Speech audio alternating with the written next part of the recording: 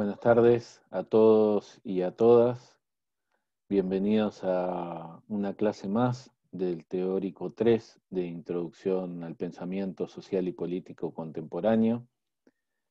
Esta es la clase 8. Hoy Lautaro no nos va a acompañar, pero bueno, vamos a charlar nosotros brevemente de los textos de Dussel que tenían para hoy. Vamos a ver el primero de esos textos. Le habíamos dado dos textos, pero como son complejos, como tienen algunos conceptos que no son fáciles de entender, preferimos dividir los textos en dos clases. Dar hoy el primer texto, y si bien vamos a seguir trabajando con el mismo autor, Enrique Dussel, vamos a dar el miércoles que viene el segundo texto, y ahí cerraríamos ya la unidad 2, y en la siguiente clase haremos un Zoom, una clase, no me sale ahora la palabra, una clase sincrónica, esa era la palabra que estaba buscando, una clase sincrónica en la que ustedes puedan sacarse las dudas sobre los autores de la unidad 2 y podamos volver a vernos las caras y poder hacer algunos intercambios, y ahí cerrar definitivamente la unidad 2 y ya empezar a trabajar en el trabajo final. Voy a compartir pantalla. En este caso vamos a ver el texto de Dussel, como les decía. Ya voy a ir compartiendo la pantalla. Bueno, siempre como señalo y como remarco en cada clase, tenemos que saber en qué unidad estamos trabajando, porque vamos a ver dentro de esa unidad, dentro del texto que estamos abordando, los conceptos que queremos trabajar en la unidad de la materia.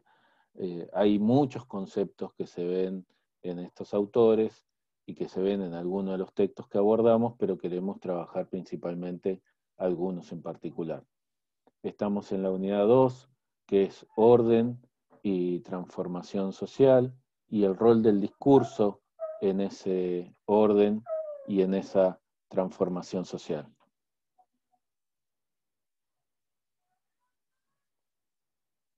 Como les decía, vamos a ver el texto de Enrique Dussel, para una política de la liberación, así se llama el texto. Y Dussel aquí, en este primer texto que vamos a abordar hoy, nos plantea dos conceptos principales. Nos va a hablar del poder y cómo se constituye ese poder, que se constituye entre dos elementos fundamentales: la potentia y la potesta. Y vamos a ver cómo define estos dos elementos que para Dussel constituyen el poder. Pero es importante que ustedes los registren con estos conceptos: la potentia y la potesta. Ahora vamos a ver qué son cada uno de ellos.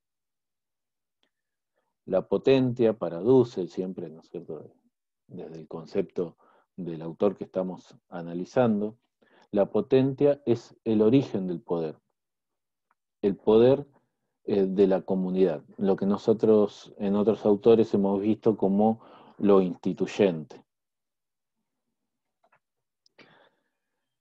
La potentia tiene tres determinaciones que la constituyen: la voluntad de vida, el consenso y la factibilidad.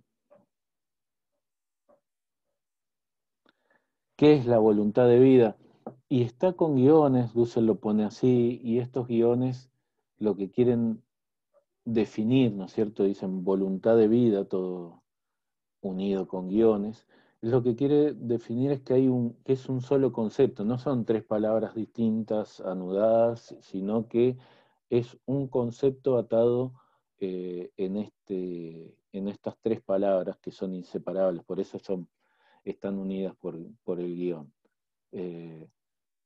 La voluntad de vida para Dussel es la que moviliza al ser humano a inventar medios para satisfacer sus necesidades. O sea, el hambre, la sed, dónde refugiarse ante el frío o el calor intenso, etcétera, etcétera. La voluntad de vida de los miembros de una comunidad es el fundamento de la definición del poder, va a decir Dussel. Ahí radica, en esa voluntad de vida, el fundamento de lo que es el poder. Es decir, la política es una actividad que organiza y promueve la producción y reproducción y aumento de la vida de sus miembros, de los miembros de la comunidad, ¿no es cierto? El consenso, otro de los elementos que nos planteaba Dussel en esta parte. El consenso nunca es producto de la dominación o la violencia, nos va a decir Dussel. ¿Qué quiere decir esto? Digamos, hay dos elementos, el consenso o la coerción. No, la coerción es cuando nos imponen algo por la fuerza, cuando en una sociedad algo está impuesto por la fuerza o la violenta. Eso es coercitivo, eso es la coerción. Y el consenso no. El consenso es cuando esa comunidad está convencida de un mismo fin. Todos están convencidos, o la mayoría por lo menos, de que algo se debe hacer de una manera. El consenso se construye mediante la razón práctico-discursiva, nos va a decir Dussel, y acá aparece el discurso, ¿no? El discurso como un elemento de transformación o de construcción y de sostenimiento del orden social. Como veíamos hoy, ¿no? En la unidad que estamos trabajando el orden social, la transformación de ese orden social y el discurso en la construcción, el sostenimiento o la transformación de ese orden social. La comunidad, en tanto comunidad comunicativa, lingüística, va a decir Dussel, es aquella en la que sus miembros pueden darse razones unos a otros para llegar a acuerdos. A través del discurso, a través de esa comunidad lingüística que existe, se van dando razones y argumentos para llegar a acuerdos. Mediante el uso de argumentos de los más diversos, relatos, mitos, expresiones artísticas, etc., se puede llegar a consensos que producen la convergencia de voluntades hacia un bien común. Entonces, esos argumentos, esos mitos, esas expresiones artísticas, van construyendo lo que podríamos decir también como sentido común, ¿no es cierto? Van construyendo una serie de conceptos hegemónicos, digamos, que son aceptados por la mayoría de los integrantes de esa comunidad, de esa sociedad, y que convergen en voluntades hacia un bien común, hacia una acción determinada. La factibilidad, otro de los elementos que nos va a presentar Dussel en esta parte. Lo factible, lo posible, ¿no es cierto? No es suficiente con la voluntad de vida y el consenso, no alcanza con estas dos herramientas, con estas dos características o estos dos elementos. Para poseer facultad de poder político, la comunidad debe poder usar mediaciones, dice Dussel, técnico-instrumentales o estrategias que le permitan empíricamente ejercer la voluntad de vida desde el consenso comunitario. La razón instrumental, va a decir el autor. En resumen, ¿qué es la potentia? Esto que Dussel nos estaba describiendo. La potentia es el poder que tiene la comunidad como una facultad o capacidad que le es inherente al pueblo. en tanto última instancia de soberanía, el pueblo en tanto última instancia de soberanía, la comunidad en tanto última instancia de soberanía. Es este poder, ¿no es cierto? Como muchas veces se dice, y aquí lo remarcamos, el pueblo es el soberano, el pueblo es el que tiene el poder, y ese poder después lo transforma en poder político a través de determinadas herramientas. La potesta, este otro elemento que nos va a plantear Dussel, que compone el poder, la potentia y la potesta.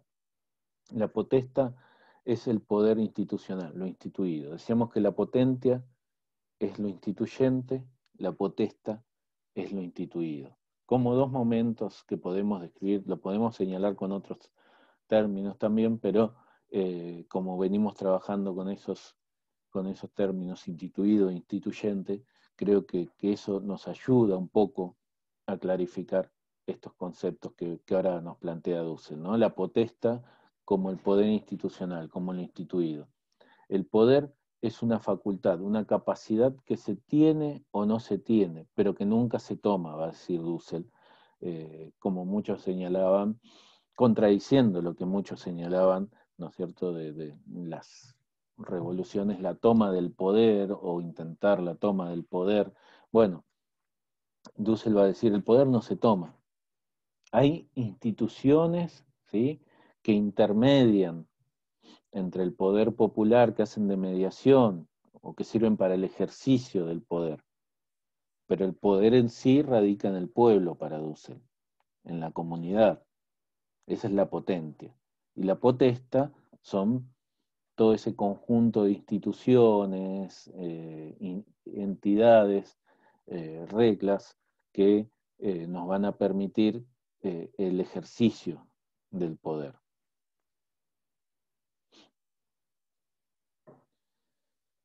Y aquí hay un ejemplo que lo clarifica a Dussel, ¿no es cierto?, con una metáfora. Va a decir que la potentia es la semilla y la potesta es el árbol, ¿no es cierto?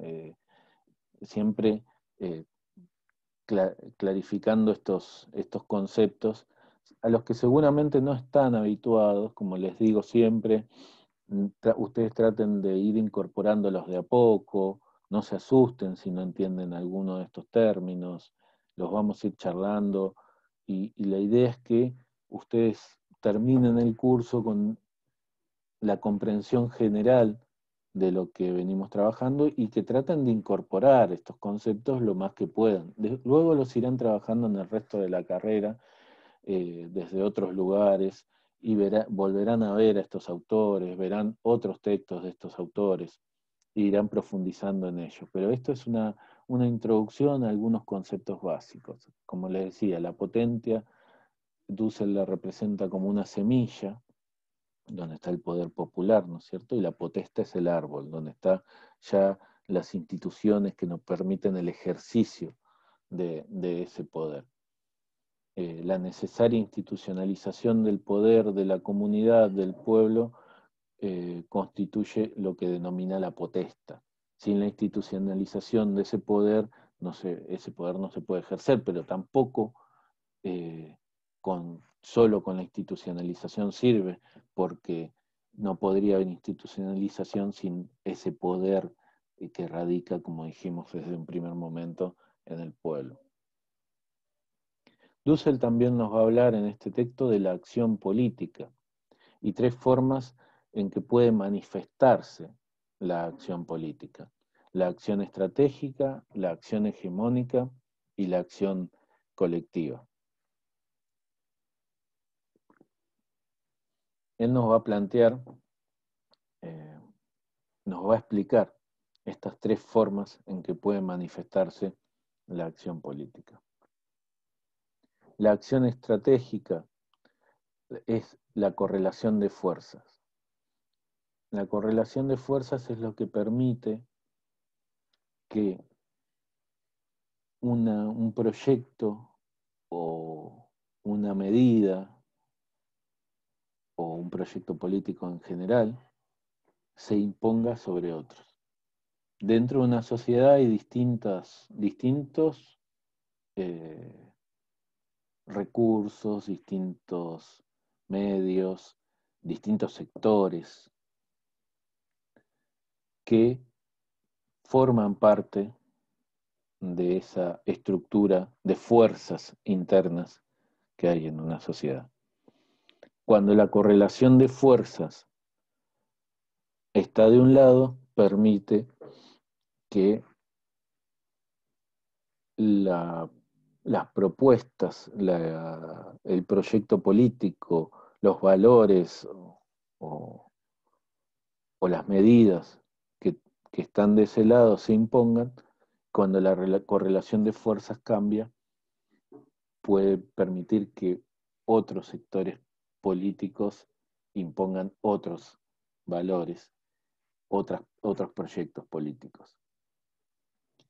Los medios y los recursos que tiene a disposición en determinada coyuntura para poder llevar adelante determinada acción, va a decir Dussel. Esa es la correlación de fuerza, los medios y los recursos que se tienen a disposición en determinada coyuntura. Siempre esto es coyuntural para poder llevar adelante determinada acción.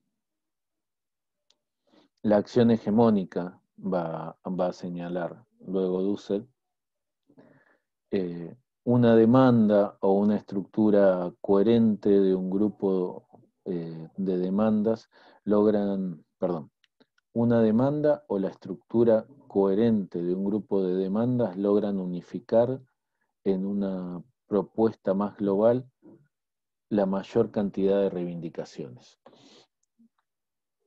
Suelo dar el ejemplo de lo que está pasando en Chile, ¿no es cierto? Con esto, digamos, ahí el estallido social de 2019, que fue en un primer momento por el aumento del precio del boleto del subte, lo que ellos llaman, en Chile llaman metro, lanzó a la calle muchas otras demandas, porque estallaron por el aumento del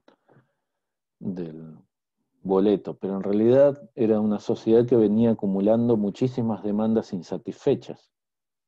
Entonces va a decir, bueno, todas esas demandas salieron a la calle y se estructuraron. La demanda por el acceso a la salud, la demanda por el acceso a la educación, la demanda por el acceso a un trabajo digno, la demanda por el acceso a una jubilación digna, por el derecho al agua y por infinidad de derechos que estaban siendo vulnerados en Chile o demandas que no estaban siendo satisfechas. Todas esas demandas, todas esas reivindicaciones se articularon detrás de una demanda hegemónica, que era la reforma constitucional. Y lograron que todas esas demandas encadenadas detrás de esta demanda hegemónica lograron transformar una parte de la realidad de Chile y conseguir que en este momento se esté construyendo o se está empezando a construir el camino para una nueva constitución. Ya se realizó una elección donde votaron a los constituyentes, que son los que van a redactar la nueva constitución. Ahora, en un plazo determinado, empezará a redactarse esa nueva constitución y luego se someterá también a la aprobación popular o al rechazo esa constitución nueva, viendo si satisface estas demandas. Se supone que quienes fueron elegidos, la mayoría de los que fueron elegidos como constituyentes, representan ese conjunto de demandas que tenía la sociedad chilena. No cada uno el conjunto, sino cada uno alguna parte, alguna de esas demandas, ¿no? La acción colectiva. La acción colectiva tiene que ver con el bloque histórico en el poder. Cuando en un momento determinado de la historia distintos grupos sociales, distintas clases constituyen alianzas que le permiten construir un proyecto hegemónico. Eso va a definir Dussel como la acción colectiva, pero vamos a entender qué es este bloque histórico en el poder del que él habla. Primero, bueno, vamos a citar, hay un concepto de Gramsci que dice: si la clase dominante ha perdido el consenso, ya no es clase dirigente, es solo clase dominante a través de la fuerza y la coerción, lo que decíamos hoy, ¿no? No existe el consenso, que fue también, podríamos decir, lo que pasó en Chile en el último tiempo, luego del estallido social. No había manera, el gobierno y la clase dominante querían sostener el modelo económico y político existente hasta ese momento, pero ya no había consenso social para sostener ese modelo político, económico y social. Y la única herramienta que le quedó a la clase dominante, que ya no era clase dirigente, era la fuerza, la coerción, la represión, para tratar de sacar a las masas de las calles que estaban pidiendo un cambio. No lo lograron, a pesar de que, bueno, sabemos todo lo que fue la brutal represión en Chile. No lo han logrado, pero eh, lo intentaron por medio de la fuerza, sostener un modelo político por medio de la coerción, de la fuerza. Lo que indica que las grandes masas se han alejado de la ideología tradicional, no creyendo en lo que antes creía. Eso es lo que va a plantear. Esa es la pérdida del consenso, es un poco redundante. Aquí había un aspecto más que quería señalar, bueno, de este concepto bloque histórico en el poder que va a plantear Dussel. Y se puede dividir dividir el concepto en tres partes. En la parte del bloque, que es el bloque, qué es lo histórico y por qué en el poder, según lo describe Dussel, ¿no? El bloque es una unidad inestable que puede disolverse y recomponerse. Es una unidad de distintos sectores de esa sociedad, de esa comunidad. Esa unidad puede romperse, es coyuntural, como muchos de los fenómenos sociales, ¿no es cierto? Son coyunturales, están en ese momento histórico. Pueden durar muchos años, o no, digamos. Pero son coyunturales, están en esa coyuntura histórica, en ese momento histórico. Y en el poder, va a decir Dussel, porque se encuentran en el lugar del poder institucionalizado, digamos, ese bloque histórico, el bloque coyuntural, esa unidad de sectores de la sociedad, esa unidad coyuntural que está en el poder institucional en ese momento determinado. Bueno, acá una imagen para terminar lo que queríamos plantear hoy, que creo que es una imagen que nosotros usamos reiteradamente, que yo en particular uso reiteradamente, porque creo que refleja con claridad lo instituido y lo instituyente, ¿no es cierto? La potentia y la potesta.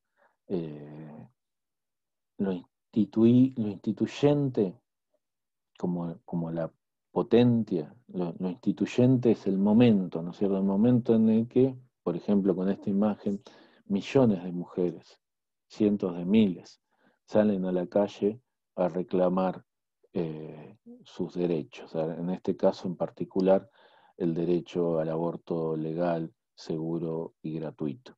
Y la potesta, lo instituido, es cuando este reclamo popular, este reclamo social, este poder popular, se transforma, se institucionaliza, se transforma en ley. Al transformarse en ley, ya se institucionaliza y ahí, bueno, queda el ejercicio de ese derecho. Hay que ver eh, si ese derecho después se cumple. Hay constituciones que han institucionalizado determinados derechos que después no se cumplieron como debían. Bueno, para la siguiente clase vamos a ver la segunda parte del texto de Dussel, que ya les dejamos en el Classroom, y seguiremos charlando sobre estos elementos que tienen que ver con el orden social, la transformación del orden social y el discurso, el rol del discurso en el sostenimiento y la transformación de ese orden. Nos vemos en la clase que viene.